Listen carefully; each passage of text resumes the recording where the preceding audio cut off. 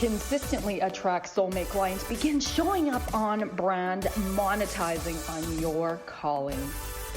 Welcome all spiritual coaches, leaders, healers, light workers, and practitioners to a show that turns you on in your business and amplifies your magnetism. I'm host, catalyst, and spiritual business coach Rosalyn Fung, and I'm here to journey with you into the juicy and help you discover where the real gaps are. Ignite your mindset and soul with strategies and systems as each episode takes you to the sweet spot that activates your soulgasmic business. Enjoy this light language activation as we begin to magnetize and monetize. Welcome, my loves. I'm so excited for you to be here. Before we get into our episode, I want to make sure that you don't miss out on this amazing, fun opportunity. I am going to be facilitating a 5-day challenge called 5-Day Self-Promotion Challenge. That's right. I am going to show you how to soulfully promote yourself and leverage social media so that you can really get not just your message, but attract your soulmate clients and monetize on your calling. This will be happening September 21st to the 25th. So join me at www.sevenfigureconfidence.com/challenge. That will be also in the show notes. So my loves, ever wonder what really sets someone apart from good to great to outstanding? Have you ever considered being a speaker, even a TEDx speaker? Or you are a speaker and you want to improve on your speaking skills and your presence? Are you wondering how to build a tribe, a global tribe of loyal members? And how do you bring a big vision and turn it into a global reality? Well, my loves, today you are in luck. You are about to hear from my special guest, my very own speaking mentor and friend, Poirier, who is a multi-time TEDx speaker and coach and a very sought-after keynote speaker. He has spoken on MoMondays and PMX stages. He's shared the bill with everyone from John C. Maxwell to Deepak Chopra to Stephen Covey to General Hillier, and has presented to hundreds of thousands of attendees since he began his speaking journey. I know your ears are perked up. He is also the host of the top-rated Conversations with Passion radio show, For the Love of Speaking show, and the founder of the Speaking program. He has been featured in multiple television specials, and he has been featured in CBS, CTV, NBC, ABC, and is one of the few leaders featured twice on a popular Entrepreneurs on Fire show. Hello, we are really in for a treat. He's also a columnist with Entrepreneur and Forbes. He has also interviewed over 4,000 of the world's top leaders. Corey has also launched a new branded platform, which I am so proud to be part of, called Blue Talks, which stands for Business, Life, and Universe. And they are going to learn even more about Corey and Blue Talks and how to take your business to the next level through activating your voice. Hi, Corey. Welcome, love. Hey, Roz. Super stoked to be here. I'm really excited. I'm really excited too. Corey, we should share how we met. Corey's also a fellow Canadian, and you were all the way across from me. I'm on the west side of Canada, and you were on the East Coast. So yeah, it's been a really cool way and how we met. And how long ago was that, Corey? I think it was about, let's say about 3 years ago, I think, maybe even 3.5. years ago that we met, and it was through one of my clients in one of my coaching programs.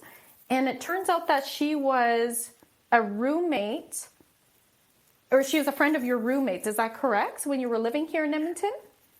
No, so you had it right the first time. She was a roommate with a friend of mine that I went to school with, and my mother was really good friends with that friend's parents. So we knew each other really well, and she still lives in the West Coast, and the person you're talking about lived with her for, I think, about 2 years. So yeah, it was a roommate of a good friend. Okay, well, and I remember Jessica is our mutual connection, and I remember Jessica answering my Facebook status, which was I was looking for some speaking opportunities or networking opportunities as I was going out east to the Toronto area. And Jessica said, you need to meet my friend Corey Poirier. So Corey and I got on a Zoom call, and you guys will really feel Corey's essence as he speaks more. This guy is so humble. Like, I'm reading his bio and I'm just like, wow, like you were so humble, Corey. And just really down to earth. You absolutely embraced the East Coast vibe and the East Coast Canadian vibe. And yeah, we have been great friends since. And Corey's really believed in me, and I'm so grateful for all the opportunities he's provided me. And I'm honored for you to be here, Corey. So awesome. Corey, well, I have to say I'm blushing right now, the same color of my red journal that I write in because you're so humble. I love it. I would love for you to share with the audience, what is your story? How did you become who you are today and be doing what you do? Yeah, so I mean, I'm going to give everybody the Reader's Digest version because it could be obviously like all of us, our lives. I mean, they become long stories, and when you're trying to share them with somebody else who maybe hasn't lived them alongside you in the journey. So if I gave you the high level stuff, Roz, it basically goes from I started. I grew up in a small town, raised by a single mother. I always add that because it was a really big part of my early life. We struggled financially for quite some time, and then we had, some decent times because she got together with a boyfriend, and together, financially it was a little better for us as a family. And because of that upbringing, though, I didn't have money set aside to go to college or university or anything like that. We just didn't have any spare money. But I still ended up going to college, borrowed, obviously student loans, that type of thing. And I went to college in Prince Edward Island, where I grew up. I went to an entrepreneurial government-type college program as well. And so I did go to college, sort of paid it as government money, and then had to pay it back on my own dime. And that's a big part of me being raised by a single mother. But I actually am happy that was my beginnings. Like, I'm happy that I had to do that on my own because it was a great lesson in life, but also, I wouldn't change a thing about my mother and how our life started, because I believe if anything changed back then, it would change who I am today. And so my backstory, when you talk about, how did I get started and everything, I really feel that's all a big part of it. Growing up in the small town, raised by a single mother. And then what happened was, when I was still in the same small place, I started a newspaper, a business publication, similar to Success Magazine, where I profiled basically entrepreneurs of all types and shared their stories. And I kind of got obsessed by interviewing them. But at some point I realized if I stayed doing that, I would be typecast, and it might be, the only sort of big achievement that I might have as far as that goes. So I moved across the country to close to where you are based, actually same city. And I took the position ultimately with a Fortune 500 company, worked there for 5 years, learned about sales, learned about business. And then once September 11th happened, my mother convinced me as an only child to move back home. I moved back closer to home, and then basically continued my journey in sales until I discovered stand-up comedy, which I often joke is how I get tricked into speaking on stages. And then I launched my speaking career, relaunched a similar newspaper to the one I mentioned I had early on, ran that for about 6 years, turned that into a podcast, and then kind of the rest, as they say, is history, because the speaking and then interviewing people is sort of what became my MO, or what I became obsessed with. And then somewhere in between all of that, which ties into what you're talking about on the speaking side, is enough people came to me saying, how are you getting paid to speak so often? And so I started teaching it, and I launched a speaking program, and then a TEDx style program or a branded talk program, and then finally Blue Talks, which is what you mentioned off the top. So I know that was like probably 2 minutes, but that was the long version condensed. I love all those highlights. And actually, the one highlight I really want to zoom in on is podcasts. And then we're going to zoom out and then go back to the other points. But I know that when I was just starting this podcast, you had been so generous to give me some support and advice, because you've been one of the very first people to put out a podcast when podcasting wasn't a thing yet. So can you share a little bit about how that went for you, and just some of the lessons and advice you would give those who are thinking about speaking and podcasting? Yeah, for sure. And yeah, to kind of build on what you just said, I started my first, I'm going to call it a podcast, and I'll explain what I mean by this, which talks about how it was different sort of back then. I started that about I think it's approaching 10 years now. And so wow. I know people that started podcasting like 16, 17 years ago. So, of course, to them, I'd be a newbie, but to 90% or more of the podcasting world, I think I'd be more on closer to the pioneer side. Not to put myself in that category of being a pioneer, but just in the sense that it was definitely when a lot less people were doing podcasting. And so when I say it was that early, and I sort of call it podcasting, I actually started on a platform that was more like online radio. And like this one. Yeah, exactly.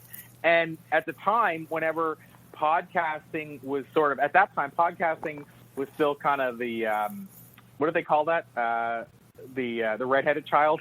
I always hate that term, but it's kind of like the person that doesn't seem to belong. It seems like, okay, one of these things doesn't seem like it normally fits. And yes. And podcasting was like that. So I actually embraced the idea of calling it online radio, because we were at the time able to be in cars through a couple of the platforms. So I could actually say, well, we're on radio. We're just, we're not on like your, whatever they call it, traditional terrestrial radio. And so I really didn't embrace the podcasting term early on, admittedly. But once I discovered iTunes and the power of iTunes to broadcast your message, I quickly embraced podcasting and ultimately switched from that online platform and went across a whole bunch of different platforms. And so, yeah, early on for me, it was like online radio and then podcasting. But it's been, like I say now, close to 10 years.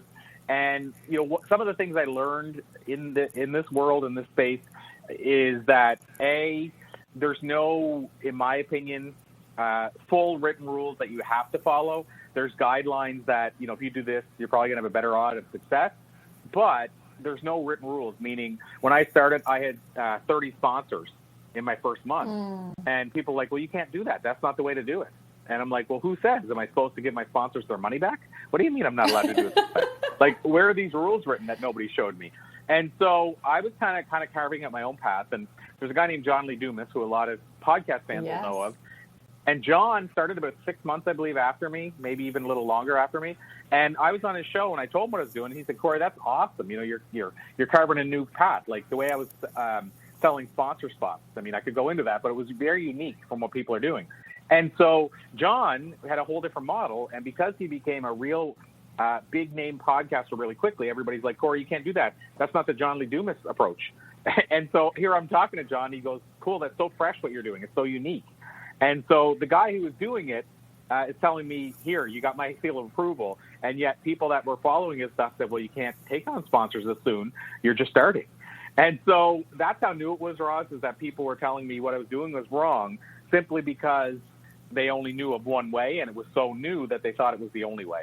So, yeah, I started really early on, and last thing I'll say about the early on days is we actually had almost like a variety show where we would bring on like 7 guests. Then we'd have like a musical guest. Then we'd have a comedian. And then we'd have John Dunsworth, who was Mr. Leahy on the famous show Trailer Park Boys. We'd have a skit from John because he had 2 CDs out and he gave me permission to air his stories. So we'd run his stories, and this was all in one episode. So it was my gosh, that sounds like so much fun. It was pretty intense, and people can still hear those older episodes. And I mean, it would be not abnormal from one show us to have Shailene Johnson, who people may know from Turbo Jam fame. It wouldn't be abnormal for me to have Shailene Johnson on the show, John Gray, who wrote Men Are From Mars, and Jack Canfield on one episode. It was just like, it was insane, but it was so much work. Like, it was so much work, we could only do an episode every 2 weeks, which wasn't consistent enough.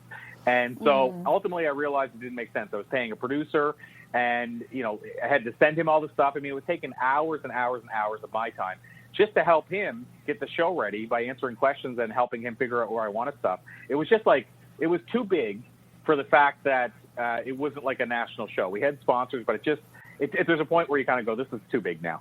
And yeah, so I was definitely early on, and times have sure changed since then for me. Oh, absolutely. Thank you for sharing that.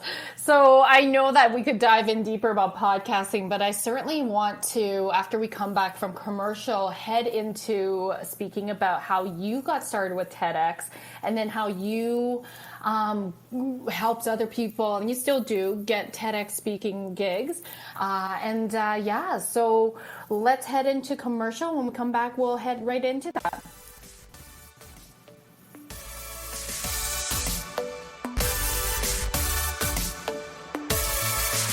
A conscious lifestyle for a mindful life. OMTimes Radio. IOM FM.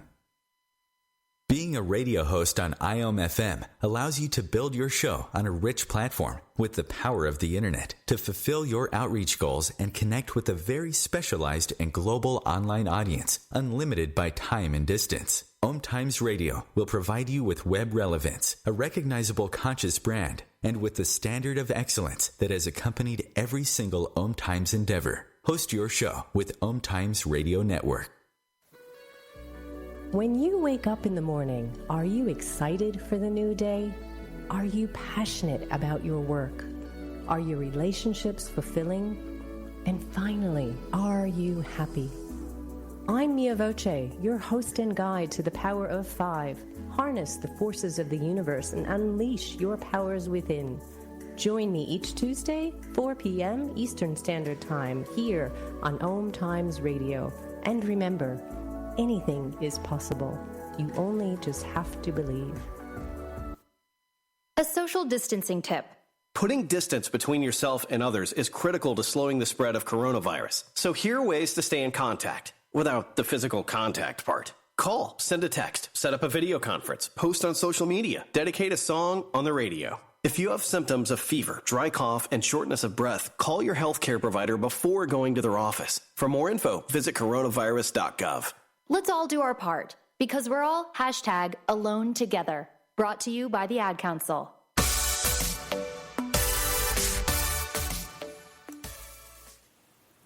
Welcome back, my love. So we're going to dive in with Corey about how he got started on the TEDx stage. Corey, I'm really curious, how did this even come about that you decided, hey, I'm going to do a TEDx talk? So great question. And I will say, much like we talked about podcasting and how I might have been a little bit early in on it, I have to say similar type thing with the whole TEDx talks. I mean, I wasn't early in on it, like, let's say, people that were at the first main TED event years and years ago. But I was early in on it in terms of when it was just starting to build that big momentum splash. Like, whenever I did it, a lot of people are still going, you did what? When I told them I did it. Whereas now 90% of the people say, oh, yeah, TED Talk, I know what you mean. And so the first one I did, how I got in, which is kind of a lesson, I think, for people, too, about the importance of taking action in relation to manifesting stuff and not just putting it on a vision board. So what happened was I heard about it, TEDx, and somebody said, you need to do a TED Talk. And I was like, okay, well, let's just check out some of these. And I reached out to one specific event, and they were, at the time, they were full. They said, we don't have any room for another speaker. And I said, it's all good, but can I still send my talk along, perhaps for next year or whatever, like send a pitch along? And so they said, sure. And they said, just as long as you know that we're full for this time. I said, oh, yeah, 100%. You can't hurt to at least have it in case. anyway, about a week later, I believe it was, roughly, they reached out to me. It was like, I mean, it was at this point, I think it was like 3 weeks before the event, maybe less. And they said, look, we had one person cancel. And when we looked at the list of speakers, your talk would fit in the best with the rest of the speakers. And we really liked the approach of your talk. Would you be willing to jump in? And so that was one of the first things that happened. And then another thing, not to get anybody in trouble, because I don't know what the rules were back then, but they also offered to pay for my travel to get there, which I don't think they're allowed to do, or at least anymore. And the one that did it, they're not even running anymore, so I don't know if they were breaking any rules by doing that or not. Look at you manifesting. Amazing. Yeah, so they manifested it so much so they even sent me money. But it was like yes. It was a drive trip, so they basically said we'll pay for your kilometers, and maybe they did that back then. I have no idea for sure. But what happened was I had about 3 weeks to prepare, which is obviously not a lot of time, but I've been speaking for obviously a long time at that point. And so I essentially had to put together a talk that I hadn't delivered anywhere else in that way, that I had pitched to them as, and I told them when I pitched it, I hadn't delivered anywhere, but I've been speaking a long time. And so what happened was, because that spot opened up, I took it and I prepared, and I drove in the night before and even was preparing in my hotel room the night before, even thinking about what I wanted to wear. I spent like more time than I ever would on that, because I knew it was going to be captured and could be out there for a long time. And so then I got there, and it was essentially like every other TEDx that I've been to since in a lot of ways. This one was an auditorium. I want to say there was maybe 200 people there. It was one of the first events I ever went to where they encourage you to leave your phone on and tweet and message and stuff and not turn your phone off. They just asked us to turn the ringers off. And then I sat there anxiously awaiting my turn. The person before me, if I recall correctly, spoke about horse whispering, whispering to horses. And the person after me, I'm trying to remember what he spoke on, but it was so unique. Like, I just thought, what a unique environment where I was speaking on how to trim out the weeds of your life, the things that aren't serving you. And again, I was right after somebody talking about how to whisper to horses and the healing power of horses. Oh, and the person right after me, I think, was the one that talked about building artificial limbs with 3D printing. But this was, of course, quite a long time ago. And so it was just, I was like, what a cool environment. And that was my first exposure to TED. And to be honest, at that point, I probably only watched, if I did watch 5 talks, I'd be surprised. So for me, it was that new. And and I delivered the talk, and I was thankful that, because it was an environment where there was a lot of lights. It was really warm. I was like, oh, don't let me be sweating because this is filmed. They're going to be around forever.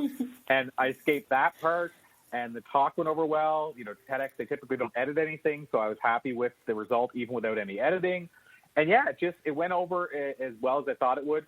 I'm a highly passionate, talkative person, as people can tell, and I was able to reel that in a little bit. Like, it really flowed and went as well as it possibly could have, because I was desperately nervous. Not as nervous as I found a lot of other speakers were there and since, but I was desperately nervous compared to some of my other stages. But it all went off sort of without a hitch. And then after that, people started telling me, I love your TEDx talk, and I love the idea of pulling out your weeds and all that kind of stuff. And it just sort of, took a little bit of a life on its own, but that's what kind of pulled me into the TEDx universe. Oh my gosh, that's such a cool story. You actually answered my question, which was going to be, were you nervous given that you were a professional speaker? You've been speaking for a long time, and the answer is yes. And I assume that's because it was a new environment. It's a new audience, and it's TEDx. Like, it's going to be captured forever on camera. Were there any other reasons that you were nervous about? I was, I feel like I was just nervous because you can do a talk somewhere and media, for whatever reason, show up to do something about the event and capture your talk and, and talk about, all the things you did, and maybe you had you did something wrong and that's now shared publicly. All that stuff could happen. So, in the back of your mind when you're speaking, that's always possible. But when you're doing a TEDx talk, it's going to be out there for sure. So it's the first time. I had done stuff where it was filmed for TV in terms of me speaking on like Shaw or Eastlink or, cable network. I'd done that stuff and prepared for it. I knew that was going to be aired. And I had a bad experience with one of those where I still have it somewhere, where I had, it was like middle of July. I foolishly wore a big, thick suit. And I shouldn't say suit, I mean a big blazer. But then, I was just, and I used to have a lot of hair back then. I will say when I shaved my head, I still had hair. So it's not like I'm saying I lost it all and shaved it. But I had a thick head of hair. And so I have it, and I was going to post it soon to say, that it doesn't always go as planned. But I mean, you can see me visibly sweating the whole time. And it was on air for 45 minutes or more. And wow. You get concerned about, is that ever going to happen again? And so I think the nervousness was just knowing this can be out there for life. And if it's a great talk, even if that stuff happens, you still want it to be out there for life. But knowing it's out there, you're always kind of, if you watch it, just somebody says, can you check out this part? Or what did you say at this point? You have to go watch it again. It's just like you're cringing. So I want to put that back up. Thankfully, that one only aired for a month, and it aired like 15 times a day for a month. There were people coming into town, and they'd be sharing the bill with me and say, I was at the hotel last night and I watched you on Eastlink TV, watched your whole talk. And thankfully, none of them were saying you were covered in sweat, but I know they knew I was. And of course, here's the hard part, Rosalyn, is if people think immediately it's a nervousness thing. But I mean, I'm one of those people, dark complected, and if it's July and you don't have good air conditioning on in the building, I'm probably going to be sweating. And that's just human nature. But when you're watching that's not how you view it. You view it as, that guy was terrified. And so, I mean, I guess I was nervous about that possibly happening with the TEDx, and I'll do a knock on wood because all three of them, that didn't happen ever.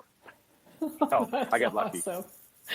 Wow, that was a good story. I'm just picturing you with hair, like a thick, full head of hair, and like a big blazer sweating. That's actually really hard for me to picture. Only because I know you the way you are now, and you're just very calm about everything. You guys, seriously, when we were speaking at Harvard, so Corey is my mentor who got me on Blue Talks to speak at Harvard University. And Corey, there's future opportunities for this too, correct? Yeah, absolutely. I mean, we're always looking for great speakers. We're always looking to run that next. And I'll say there's two different tiers of opportunities to be involved with Blue Talks. One is for those people that want to be on a stage, want to be speaking.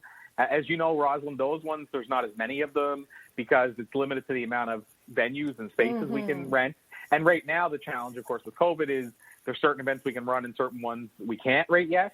And so we've had to move like our next Harvard event and our Columbia event because of that. And so there are some variables, but we're always looking for good speakers. And there's always that chance that a spot's going to open up. But right now, as it stands, we're full, I think, till the fall of next year as far as live speaking. But now, having said that, I mean, we'll be probably planning the live fall event soon. So we'll be looking for people again soon. But yeah, there's always opportunities that way in the live speaking with Blue Talks. But then the whole separate tier of being involved is we have the book series, which what we do is anybody that's in the Blue Talks community thus far, as of right now, as I say this, they essentially, if they're in for the book series or they're in for the live event, they also get in for a feature spot on the podcast. And they also get in for our virtual event spot. And you've already been a part of two of our virtual events, just to back that up. And so there is definitely still opportunities with Blue Talks for people to come into the community and for us to help them amplify their message. And as you know, we're always looking for other opportunities that we can promote them. Like we do live interviews, typically weekly. We've been doing them for a while now inside our channels. So we'll pick different Blue Talk speakers. Tuesdays and Thursdays, we took a break for a couple of weeks now because the virtual event's coming up, but usually 2 people a week we're profiling. And then we have a Blue Talks Flip Your Script Friday, which is managed by my co-host, Elise. And so she brings on Blue Talk speakers. So we're always looking for ways to highlight people that are in the Blue Talks community. And there's always opportunities. I'm just being that full disclosure guy that says the live events are a little bit more scarce because of everything going on. Yes.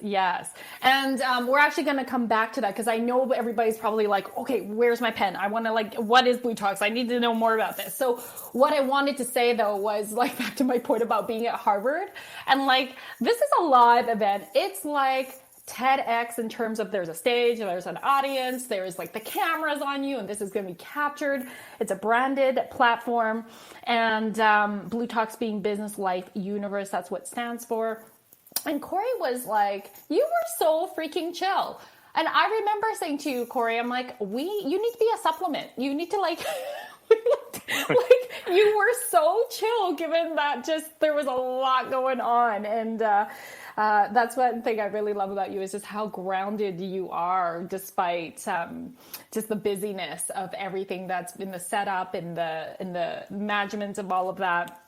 And so while we're talking about Blue Talks, let's talk about how it is that Blue Talks was birthed. And tell us more about the mission of Blue Talk, because I want this out in the world. Like, I know you do, and I just fully believe in your mission. Anything that you're doing, I'm like, yep, I'm in. And it's really easy, you guys. Like, I've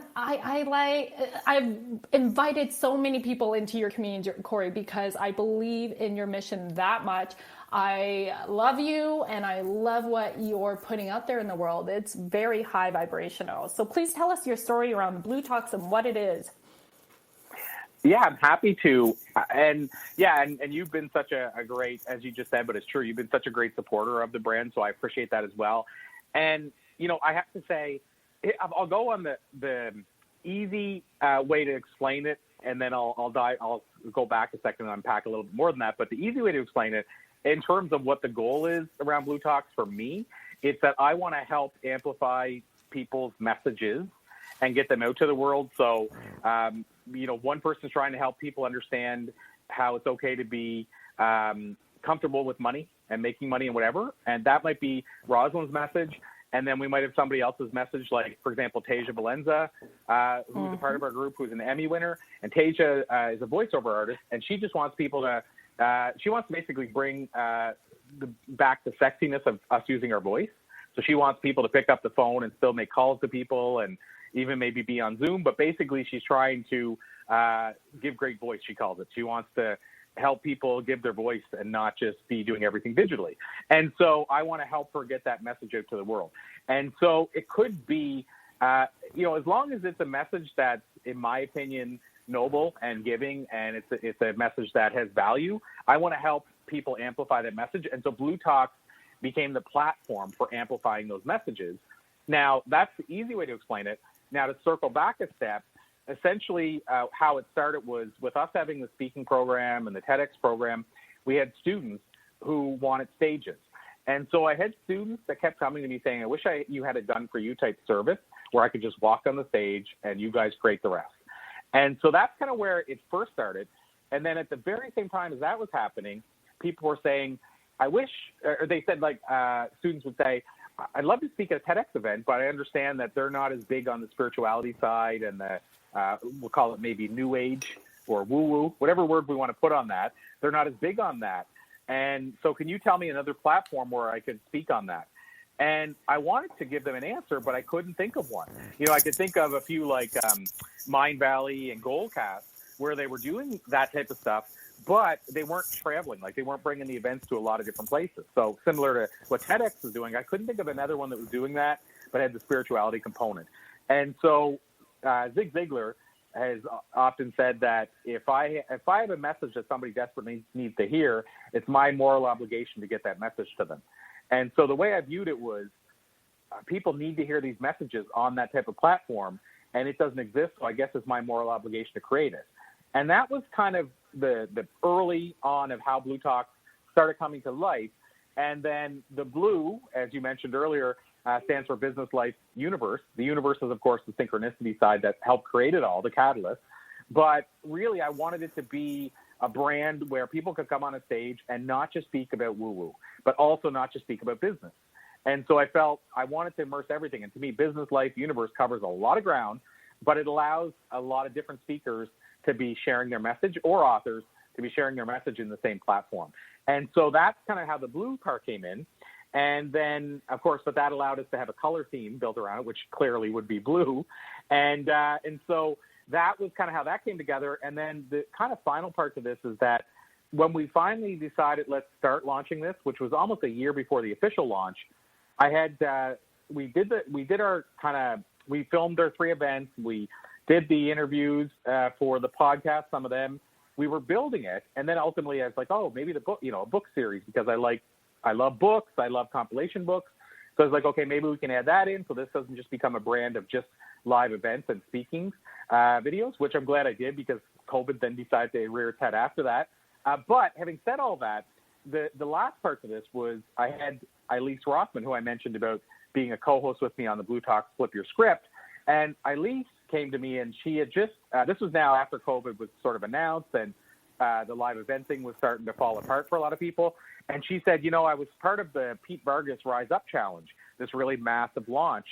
And I loved it. And I kind of thought, I wish I had a way to do that, but I know I don't have any kind of community or platform to launch that. And then she said, but then I thought, wait a minute, I'm part of this Blue Talks community. And so she said, what if we were to create a virtual event and a virtual stage? And so that's how the last, current component came together is we said, why don't we? And we did it really quick. Like we had about 10 days to pull that one together. And we launched what was called Blue Talk Flip Your Script. And it was a virtual event where you were part of it, Rosalyn. And we had, I think, 10 Blue Talk speakers and 5 special guests, including Mark Victor Hansen, which people would know from Chicken Soup for the Soul, one of the co-creators. And then because that went over well, and because obviously I realized with Blue Talks, I want to give them stages, I want to give them a writing platform, and I want to give them a podcasting platform. And I said, well, maybe I need to help people that want to do that. They want to get their message out more. So then we launched a thing called Blue Talks Amplify Your Message, which was kind of the second virtual event, but a separate signature event, and you were part of that one as well.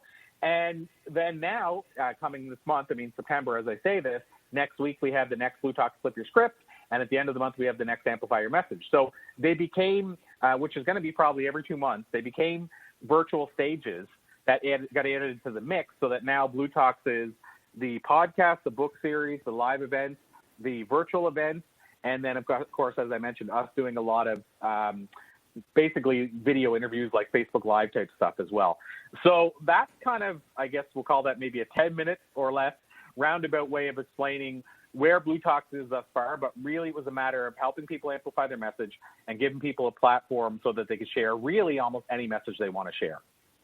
Oh, I love all of that, Corey. When we come back, we're actually going to dive in a little deeper about how exactly people can learn and get into the community of Blue Talks, and also the mindset of being able to take big, aligned, soul-driven action.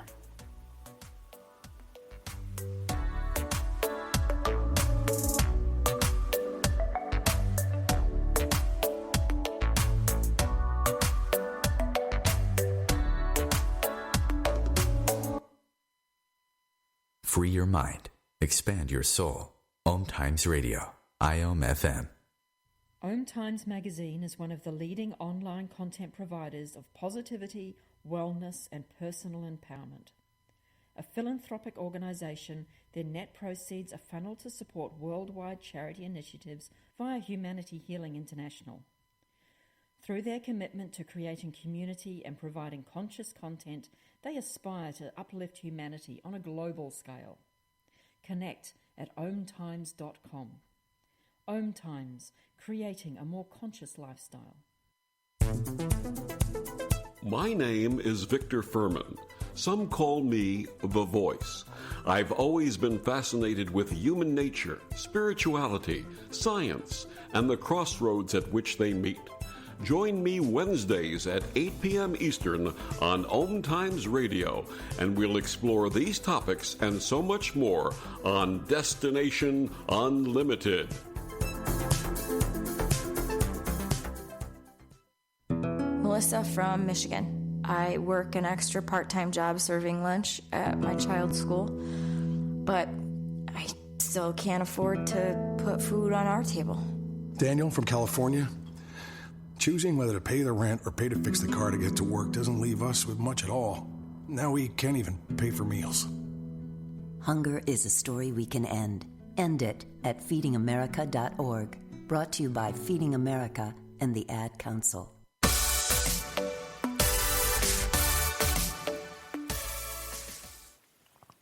Welcome back, my loves. So I am going to dive in deeper. As you see, Corey is just such a heart-driven man who is here to really serve, and he really shows up in that energy.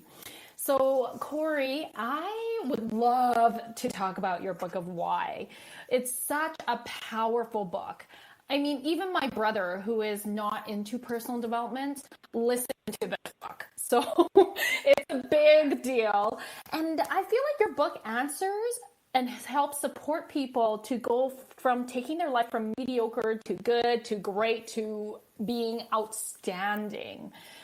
You have interviewed thousands of high-level entrepreneurs, including Les Brown, Lisa Nichols, which, by the way, you guys, Corey has video proof. When he goes out to speak sometimes in his workshop, he has video proof of behind the scenes interviewing Les and another interview with Lisa, with them sharing how Corey is one of the greatest interviewers they've ever had the pleasure of sitting down with. Like, that is so huge, Corey. And you have such a gift for interviewing people. And so I really encourage you guys to get to know Corey, go and like binge on his podcast, which we'll talk a little bit more about in terms of how you can get connected and all of that in a bit here towards the end of the show. But in the meantime, let's go back to the Book of Why, Corey. Tell us a little bit more about that. Yeah, I'm happy to. People always ask me, tell me why, the Book of Why. And and so what I'll say is, as far as the book itself, I feel like, it's a weird way to say it, but I feel like it's the book that wrote me versus the other way around. And the only way I can explain this, Rosalyn, is, and I haven't been giving enough or as much attention as I used to my music, that side of my life. But I put out 4 CDs over the years and used to tour and all that kind of stuff. And so I wrote the songs. So I only bring that up because I wrote the music for all of the albums. And there's certain songs that I know I wrote. I sat down and I was like, I remember writing that and rhyming it with this and all that kind of stuff. But the vast majority of my songs wrote me. So what I mean is, it's like I feel like it's coming through me versus me sitting there going, okay, what do I do here? What should I do there? And so I feel like this book was like that. Other books of mine, I know I wrote them, meaning like I know I labored to write them. But this book just came to life, and it was like almost like it was telling me this word needs to go here. And so the book itself is a nonfiction book, just to clarify for people. It's essentially broken down like this. The first section, which I call act in it, just like 3 acts in a play, the first act or section is actually called Why. And essentially what we dive into in that part is, A, how do you find your why, if you haven't already? So how do you find your calling, your purpose, your passion? And then B, the second part, what we follow that up with is I talk about 4 whys. And I remember when I heard this the first time, the 4 whys, it was Jim Rohn. I heard him deliver this keynote speech. And Jim Rohn, for people that don't know him, he passed away, but he's the equivalent of a Zig Ziglar, one of the top motivational speakers of all time. And Jim Rohn said this thing he said, why not me, why not now? He asked those 4 questions during his talk. Now, I never took 1 ounce of content, if you will, from his talk whatsoever, but I took those 4 headers.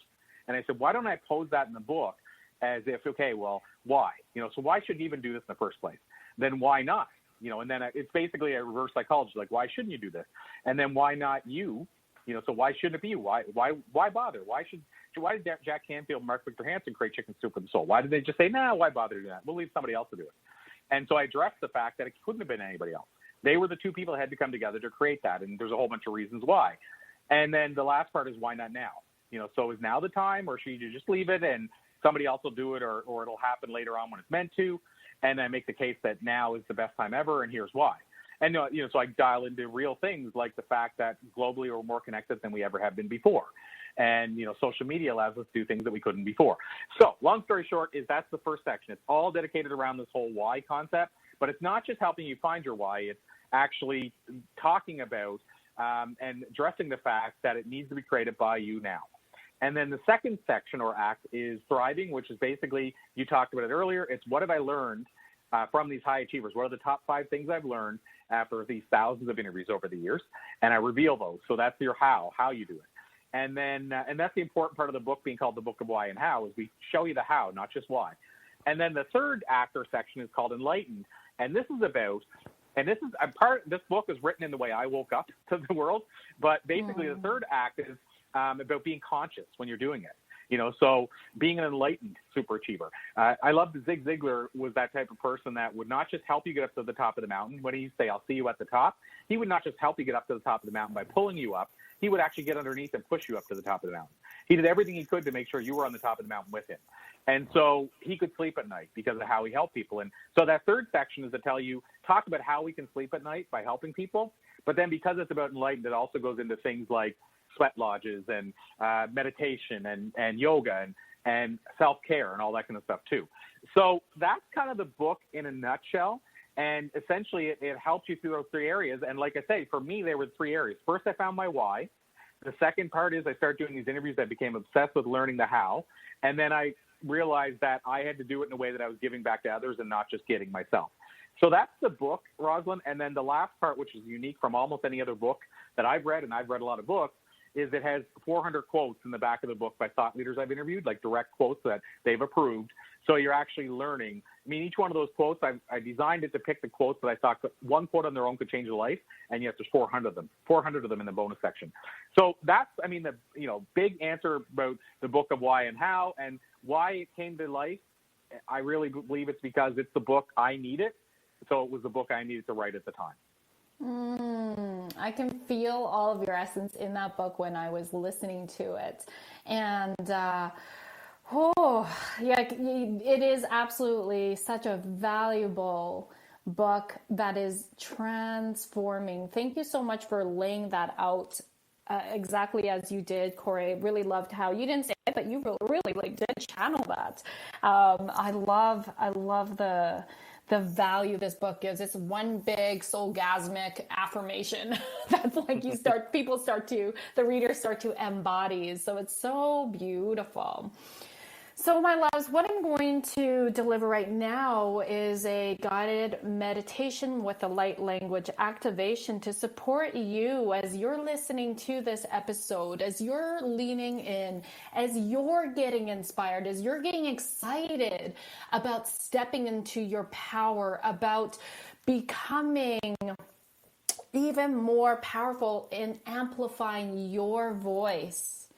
Because that is so possible. Like Corey says, why not you? Right? It's you. You are here on a soul mission purpose. So those of you who are struggling with imposter syndrome, you're feeling like a fraud, you're feeling like you don't measure up when you compare yourself to others, this meditation will be guided for you. And those of you who are already in a soul mission and you're on track, this meditation is also for you to help you unlock those DNA codes and those soul codes to take yourself to the next level. So I invite you right now just to start to take your attention inward. You can have a soft gaze or close your eyes. And feel into your body right now. Feel into the excitement, the inspiration from this podcast episode, from what Corey and I have been jamming about. Feel into what's really standing out for you in this moment. Notice it in your body. What's the sensation? Is it lightness? Is it tingling? Is it a solidness? Feel into that and breathe into, expand this feeling with your breath into other areas of your body. And then breathing out anything that's of resistance, anything that's not serving or supporting you.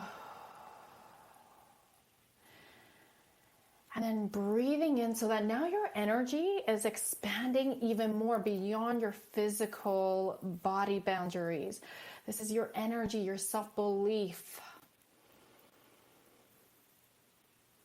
See yourself standing on stage in front of hundreds who are here to hear your message, who are leaning in to hear your message.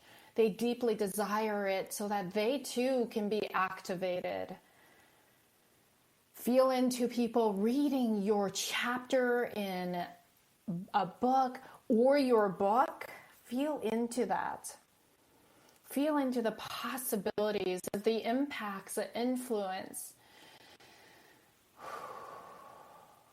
And then also, of course, the income. Money is coming to you as you are sharing and amplifying your message. It circulates. to you, through you, and around you. It's really breathing this in. See it, feel it, be it. Feel into your purpose. Even if your head's not clear about that, just feel into it. That you are here for deeper reasons, for bigger reasons, beyond what you can see. Koratia, kira, koratia, pro koratia, pura kira, karatua. And surrender to the power greater than yourself. Korati kira, karatua, pro koratia. Align with love. And as you do that, clear direction is presented to you. Korati kira, karatua, kira, karatua. Opening up your crown chakra, which is at the top of your head, allowing yourself and your guides to support you in your journey. Korati kira karatura kia, purati kira kira tua kira karatia. Feel the permission to show up, to stand up, to amplify your message. In speaking, in writing, singing, korati kira kratua, however that is meant for you. Pura kira kira tua. Anchoring, anchoring, anchoring this in. You get to lock this in right now. Pura kira kira kratua. Breathing in. And then breathing out anything that doesn't serve or support. Breathing in everything that feels so good, because this is your minimal standard. And breathing out your beautiful soul essence into the world, so that those souls who are meant to be part of your tribe come closer. And hanging out with your experience, seeing what words, images, phrase comes up for you to lock this in deeper, because this place is always available to you. Whenever you're feeling lost, come back home here. This gets to be your normal. Beautiful, my love. So when you're ready, just very slowly and gently start to bring yourself back into your environment. Feel the temperature on your face, wiggle your feet, your toes, your fingers. And then when you're ready, just very slowly and gently start to, if your eyes were closed, open them. You may want to have a soft gaze, blink a few times. Might be a bit bright. Things might look a little bit more vivid. Or maybe blurry. All is good. Just drink some water. Well, thank you, Corey, so much for bringing your beautiful soul essence to this episode. I know it's brought tons of value, and I know this is also going to pique a lot of curiosity about Blue Talks and how people can get involved to amplify their message as well. You guys, I hope to see you on stage. I'm speaking in Columbia University next year. I hope to see you there, and wherever the other brand Blue Talks are going to be. So Corey, how can people connect with you, please? How can they get to lean in more, know you, be part of your community? Wow. So first of all, my energy is totally different now than it was earlier, because I obviously followed along as well. So best way to find out more about Blue Talks, it's really easy. Just go to bluetalks.com. Key thing is it's BLU Talks. So leave out the E in blue, but bluetalks.com. And on there, there's the link for the YouTube channel. There's the link for the podcast. And there's also the link for the book series as well. So I feel like that's the best place to find everything about Blue Talks. Easy peasy then, right? Awesome. And Corey, what are some last words that you would love to close with before we release our show today? I would simply say, for those of you that haven't discovered your why yet, you don't have to buy my book to do it, but I highly recommend do it, people. Do it, 100%. Corey's being humble, but I'm saying do it. Yeah, 100%. It'll change everything. Like, there's nothing that I could put more recommendation behind in terms of it changing everything in your life than discovering your why and starting to live on purpose. And what I would add to that is something that we talked or alluded to earlier, is if I look at the most common trait I've learned from the highest of achievers in the world, the number one most common trait by a landslide is that they're living on purpose, which means they've discovered their why and they're living their why. So I guess, Rosalyn, what I want to leave people with is find your why. And I guess I didn't add this part, but if you want to learn more about the Book of Why, I mean, obviously it's anywhere books are sold, but you can find it at thebookofwhy.com. Thank you so much, Corey. I really appreciate you. And my loves about the 5-day self-promotion challenge as well. Get your booties in Blue Talks, get your booties in the 5-day challenge. 7figureconfidence.com/challenge. Until next week, we have a wonderful, wonderful, activating week.